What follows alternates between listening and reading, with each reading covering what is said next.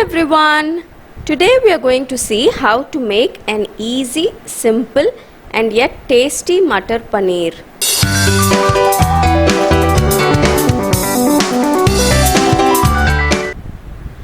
This Matar Paneer recipe is one of the easiest and simplest recipes you will find, but still the taste of this Matar Paneer is so good. It tastes just like the ones you get in the restaurants.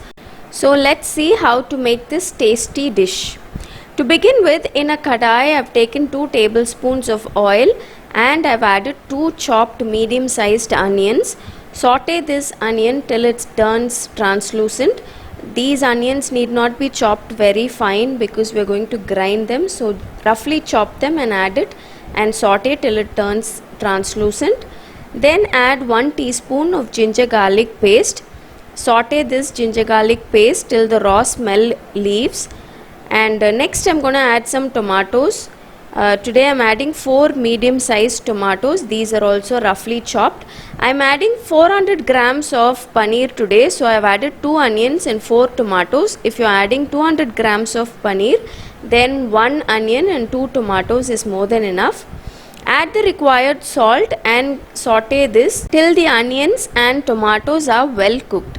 In the meantime, take the paneer. I have taken 400 grams of paneer and chop it into any shape that you want. And this is a simple tip that I follow for all my paneer based dishes. Before starting the recipe, I take a bowl full of warm to a little hot water and add these paneer cubes into this hot water and let the paneer cubes soak in this hot water till you're ready to add your paneer into your gravy. This will ensure that the paneer remains soft even after you cook the paneer dish. So this is a simple trick that you can follow to make sure your paneer remains soft even after cooking. So now this onions and tomatoes have been cooking and it's all well cooked. Switch off the flame at this point and let it cool down. And once it cools down, we are going to grind it into a smooth fine paste. So now my onions and tomatoes have cooled down, so I am adding it to a blender jar and I am going to puree this to make a smooth paste. So here the onions and tomatoes have been blended very well. Reheat the same pan and heat another 2 tablespoons of oil, and now I am adding 1 teaspoon of cumin seeds and 2 bay leaves.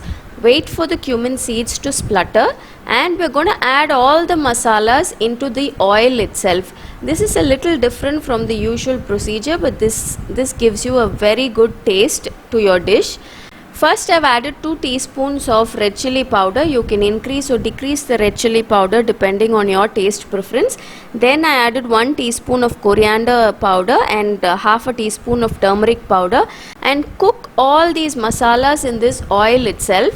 Cook the masala for about a minute in the oil and then add the blended onion and tomato paste and mix well with the masalas. Now see the color of this gravy base.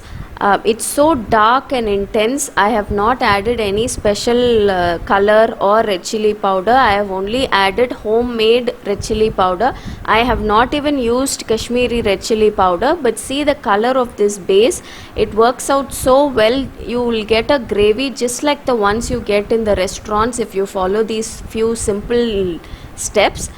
So now we need to keep cooking this gravy till it reduces and the oil separates from this gravy. Cover this kadai and cook for some time till the gravy reduces nicely and the oil starts separating. Be a little patient and cook this base for at least 10 minutes or 15 minutes in medium flame. The more you cook it, the more tasty the gravy will become, just like the ones you get in the store. So be a little patient and cook this well until it reduces nicely. So cooking it to this consistency is enough. Now I am ready to add the other ingredients. I am adding 1 cup of green peas. You can add how much ever green peas that you want. Mix the peas along with the gravy and I am adding half a cup of water for the green peas to get cooked. Mix everything well together and add salt as required. Remember, we've already added some salt along with the onions and tomatoes that we cooked earlier. So add the required salt, mix everything together, Close this kadai and let the green peas get cooked completely. Green peas will always cook very quickly, so this won't take you more than 5 to 6 minutes to cook. So now my peas are all well cooked. The gravy has also reduced nicely. So now we can add all the other ingredients. First of all, I'm adding half a teaspoon of Garam Masala and I'm adding 1 teaspoon of Kasturi methi. Crush the Kasturi methi nicely between the palms of your hands and then add it in. Mix it along with the gravy. Another tip to follow while cooking paneer based dishes is that make sure you finish cooking the entire gravy completely before adding the paneer. Add the paneer at the last possible minute. I always finish my dish completely before adding the paneer. If you add the paneer along with the green peas and let the paneer cook for 10 to 15-20 minutes, then your paneer will definitely not be as soft as it will be when you add it at the last minute.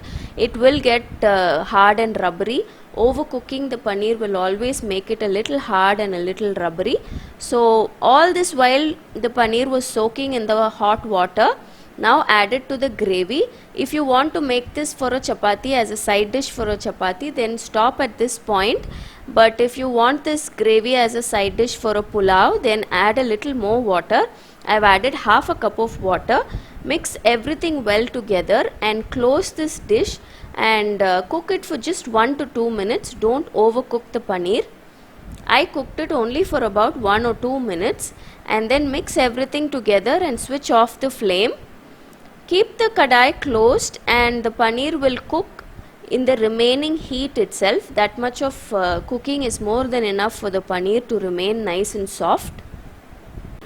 Then after that, open the kadai and add a little bit of coriander leaves. I'm adding about a handful of coriander leaves and mix everything together, and that's it. Our easy and simple Matar Paneer is done. At this point you can also add 2 tablespoons of fresh cream, but I did not add any fresh cream. This Matar Paneer recipe tastes just like the ones you get in the restaurants. You have to try it out to know it for yourself.